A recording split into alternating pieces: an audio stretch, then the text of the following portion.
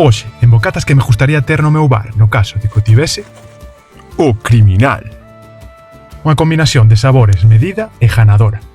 Empezamos caramelizando 4 cebolas con aceite, sal, a lume medio baixo. Asamos 3 cabezas de allo envoltas en papel de aluminio uns 20 minutos a 180 grados na freidora de allo. E facemos unha salsa de mel e mostaza simple, con maionesa, mostaza amarela, mostaza en grano e mel. Cando a cebola teña este punto, añadimos un pouco de salsa inglesa, collemos os nosos allos asados e poñémolos nun bol cun pouco de mantequilla e aceite. Mezclamos ben ata obter unha pasta, salpimentamos e volvemos a mezclar. Cortamos unha boa chapata de masa nai dunha boa panadería e tostámola con mantequilla, ata que teña esta cor. Limpamos un solombo de porco e cortámoslo en medallóns deste grosor. Marcámolos na plancha a lume alto e salamos. Finalmente montamos o noso bocata coa pasta de allo, a carne, o seu zumo, cebola, un bo queixo de ovella curado, rúcula para darlle frescor e o punch final coa salsa de mostaza. Coronamos e tremendo bocatón.